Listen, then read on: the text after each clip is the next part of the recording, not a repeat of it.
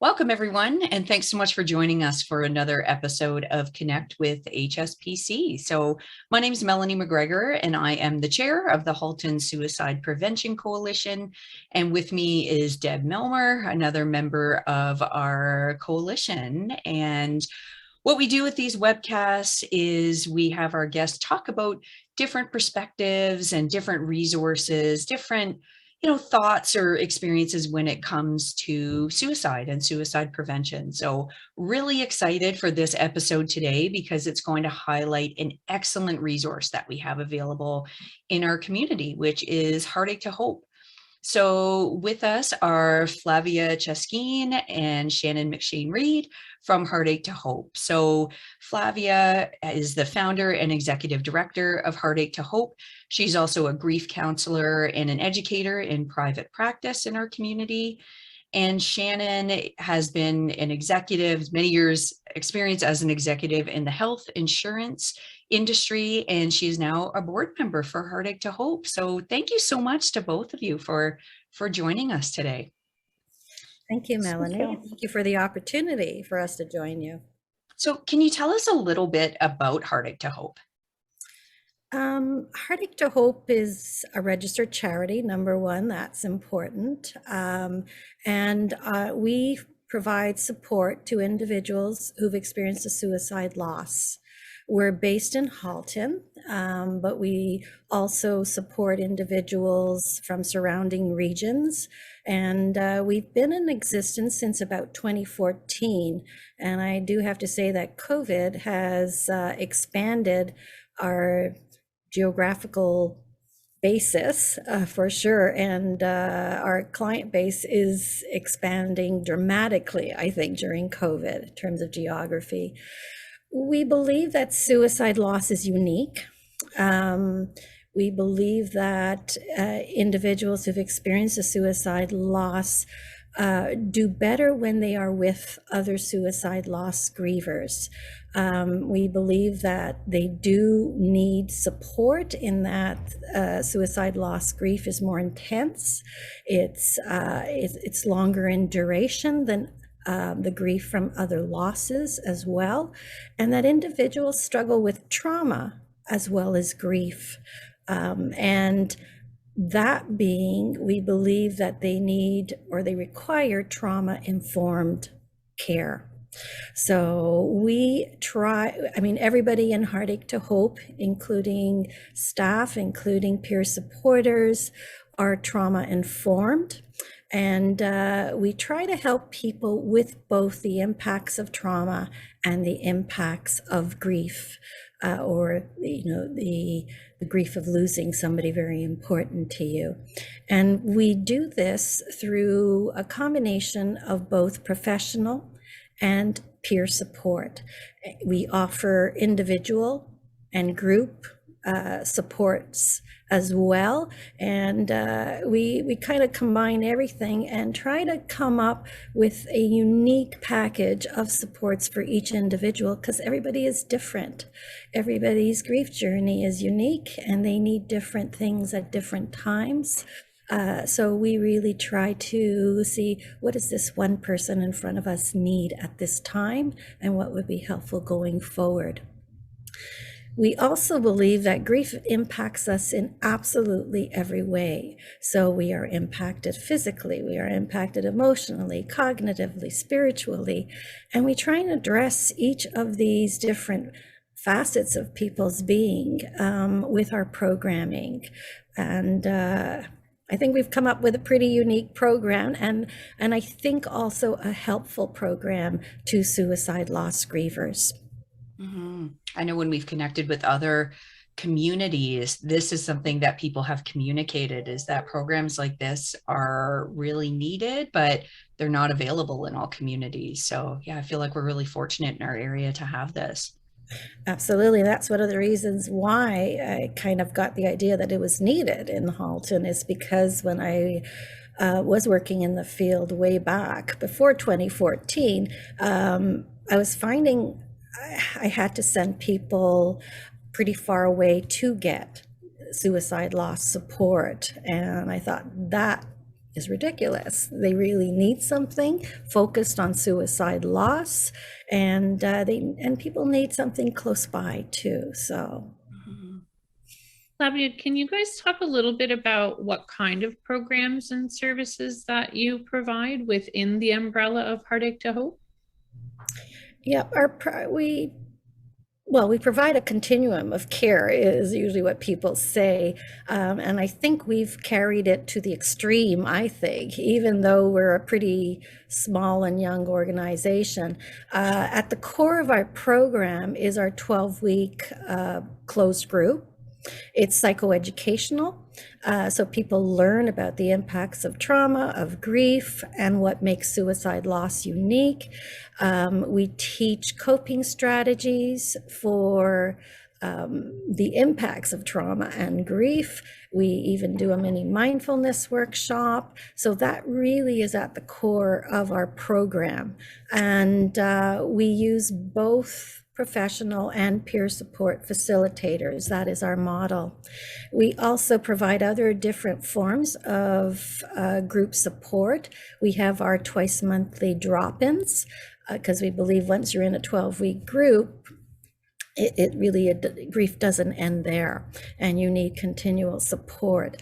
And this year we kind of went to drop-in sessions that had different themes. So one session might be that it's for people who've experienced the loss of a sibling by suicide, or the loss of a child, or the loss of a parent. Or we focus on particular important themes of that we know of regarding suicide bereavement. For example, coping with guilt and blame. How suicide loss impacts relationships in families or with friends. So we do a lot of very different types of supports. And we recently also started a bi-monthly men's grief group because, well, you probably won't be surprised to know that 3/4 of our client base is women. And we were kind of trying to figure out, how do we get more men to come in? And it's been working out well, and we hope to kind of increase the frequency of the men's grief group as well. We also believe that a group experience isn't helpful at the beginning of people's grief journeys. And so we do individual supports as well. We have a team of peer supporters now who provide individual sessions with clients if that's what they're looking for, if they're not ready to be in a group but want the experience of talking with another suicide loss griever. Or if, people are struggling a little bit more, then I will see them and I give more professional counseling or grief counseling. And we're very mindful that trauma's a big piece of suicide loss. And we do have individuals who come who found the person who died. And we were able this past year to provide a number of sessions of specialized trauma therapy, which is eye movement desensitization reprocessing. And it was a bit experimental in that it was an early intervention, EMDR, but it seems to have been working out very well. So we're grateful that we were able to do that. We are very focused on resilience too. So we want to build people's coping strategies. We want to reinforce their own coping strategies, teach them new ones. So we do a mini mindfulness workshop within the closed group sessions, but we also started wellness activities this year. So we offer yoga classes every month or meditations, and that's something that we're hoping to expand on. And lastly, social media. We just launched an online grief sharing program called Heart2Heart. So those are all our services. And Shannon, I don't know if you want to share maybe a little bit about your experience in these services. Yeah, sure. Yeah, so I lost my 17-year-old son coming up on 2 years. and both myself and my surviving son have participated. For me, Heartache2Hope was, I'm not the person you see in front of you today is not who I've been for. It's taken a long road to be able to even not feel guilty to curl your hair and put lipstick on. A lot of what you go through is Heartache2Hope provides, sorry, you get emotional, a safe space to feel what you need to feel. There's a lot of guilt, and you live for a long period of time in reliving that last day, that last hour, the last month. And those things continue on anniversaries and every day. Like, you never know when this cycle, like, you can be good for a few days and then it comes back. But what the skills you learn, both individually with your peer supporters and working with Flavia and in the group, is that you know it's temporary. And you start to realize that you know, they talk a lot about being in shock in the beginning and you don't realize you're in shock, but that shock lasts, for me, it was a good 9 months. You know, and some people don't realize that, like, when you hit 9 months, it's like as long as you carried your child, and that's a very traumatic thing, but people don't realize all of these events that come up that you live with every day. But the biggest thing that I've learned is that it's okay to know that you'll probably never be happy again, but you can find moments of joy in your day. And that's what they've taught me, is that, you know, they've really saved my life, because there's a lot of time, and, you know, with the numbers of suicide, like, there's 11 people a day in our country, and probably more. And there's 7 to 9 people impacted by that. And all of those people, in some sense, don't want to live anymore. They don't want to die, but they don't know how to live anymore with the pain. And it provides you with a space to feel those feelings and nobody try to fix them. They listen and give you skills, and they are fixing them in the timeline that you need them to be fixed in. But it's this safe space to be in. Even for my son he's 24, and it was his younger brother, and he has the guilt of, I should have saved him. He feels it was his job. And, you know, that even having to live as a parent to watch your child go through that, aside from losing your child, it's to have a safe space for him to go with other men and not feel judged about the anger they feel, because men feel it more anger and bottled up. It gives them a place. So, you know, the name Heartache2Hope, it's, you know, I never had hope, never thought I could see hope again. But, you know, with even my one-on-one peer supporter, just being able to call her, and she's 7 years out, and know that it's still normal to feel the things I feel, and it's still okay. The days come where the guilt doesn't overwhelm you every day. Like, you can go out for a coffee and not feel bad that you went, because for many times you beat yourself up for 4 days after. But those are the skills that it taught me. And then I've got to the point that I was able to, you know, become a board member so that I can help other people. And it's amazing that we have these services, but Heartache2Hope needs way more support to be able to accommodate the amount of people that are impacted by this. So. Thank you so much for sharing that with us and sharing your journey.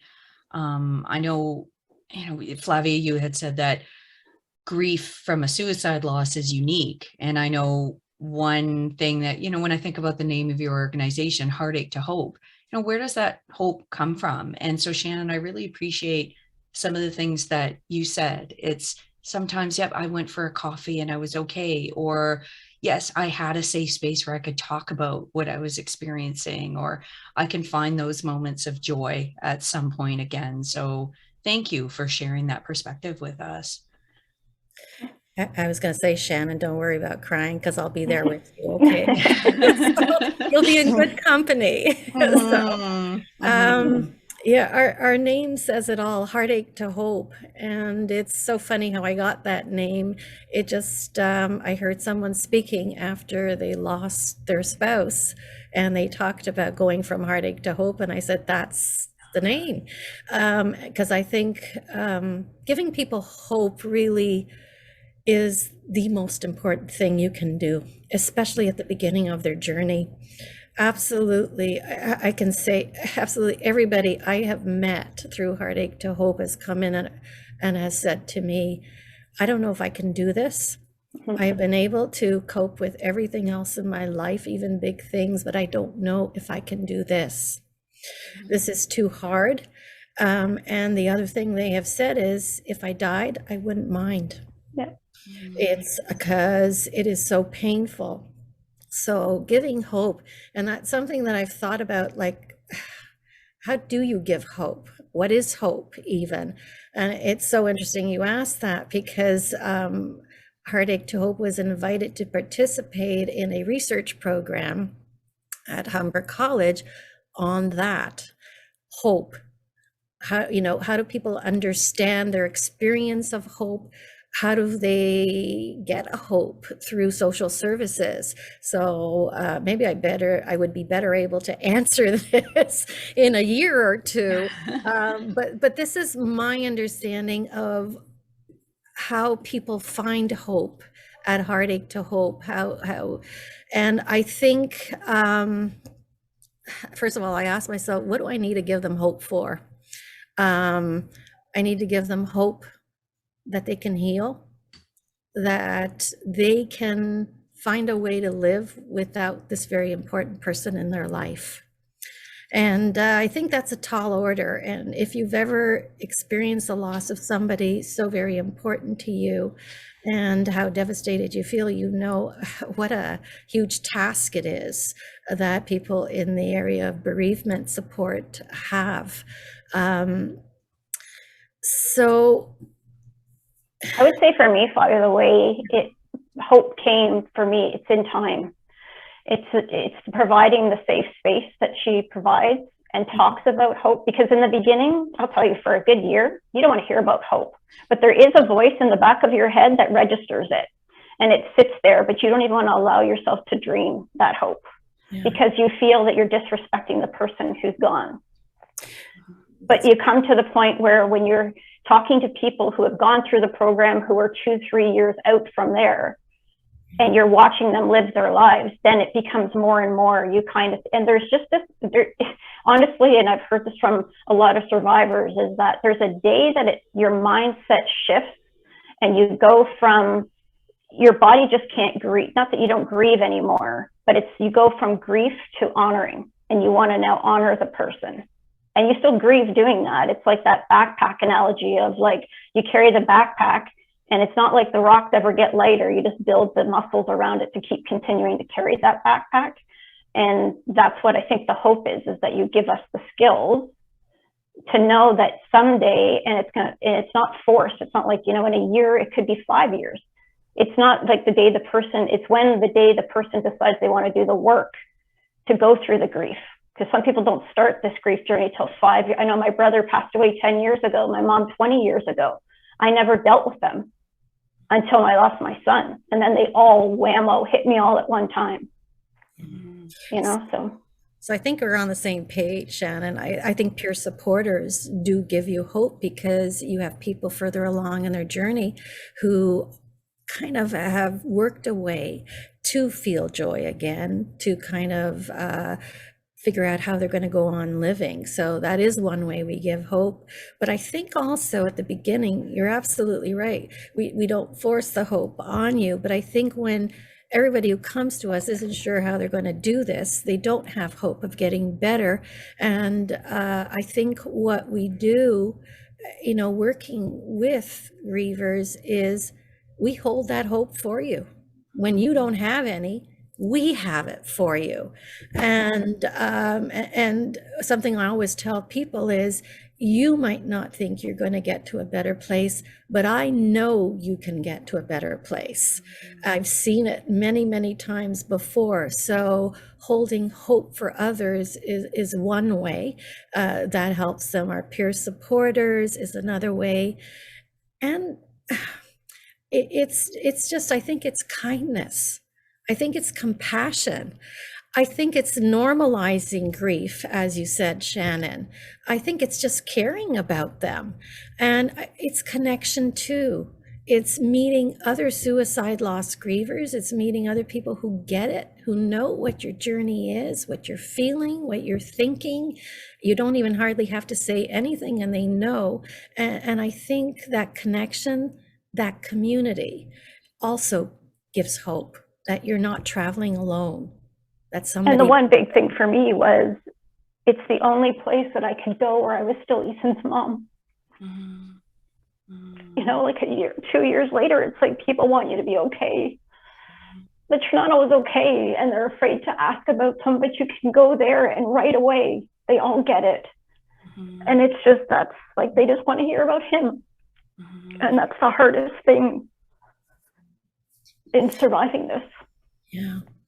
So that's a new thing for me, is to know that even all the remembrance and is something important for Hope, that you can maybe keep them in your life and in your heart.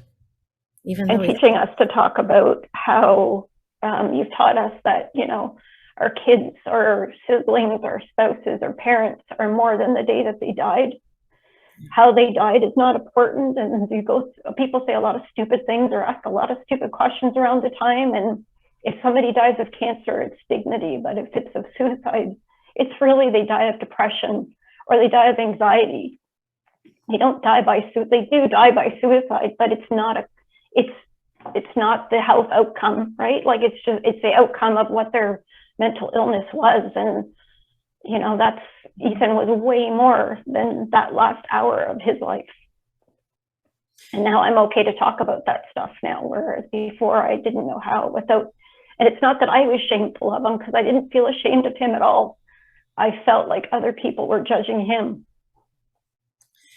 And he didn't deserve it. None of them do. I just want to say how much I appreciate the privilege of the both of you coming and talking with us today and sharing not only very personal journey dealing with suicide and grief, but just the overall arching components of a beautiful program that was born out of an important need. And where you guys have taken it and where you will continue to take it is so clear in my mind as a result of the descriptions that you've both given us today about this amazing service. So as we come to sort of near the end of our conversation, I was wondering if there was anything that either of you wanted to sort of add as a sort of final thought or comment to folks that may be present with us and watching this webcast. Well, I think I'm going to leave it to Shannon maybe to end off, and maybe she can share what she would say to suicide loss grievers. I think there's two things I'd like to say. One is to anybody who's watching who is not a suicide griever, is to support organizations like this, because the need is huge. And to people who have gone through what I've gone through, there is hope. It takes time to get there. There is moments of joy, and they get bigger and they happen more often. And you're not alone. Thank you for that. I mean, Shannon, thank you for being so open again and sharing your experience. And I think it's just amazing that you've chosen to continue to be involved with the group as a board member. And we've been fortunate to have both of you with us today, and again to have such a great resource in our community. So thank you so much to Flavia and Shannon for joining us today. And the information for Heartache2Hope will be provided in the credits following the webcast. So another really important thing for us to know about. So for those of you who have joined us to watch this episode, thank you so much. Definitely keep this resource in mind. And if you're interested in more information on Halton Suicide Prevention Coalition, you can visit our website at haltonspc.ca, and you'll be able to find out more information about resources like Heartache2Hope. So thank you again, Flavia and Shannon and Deb, for joining me on this episode, and we will see you all again soon. Thank you, Melanie. Thank you, Deb. Thank you. Thank you for the opportunity.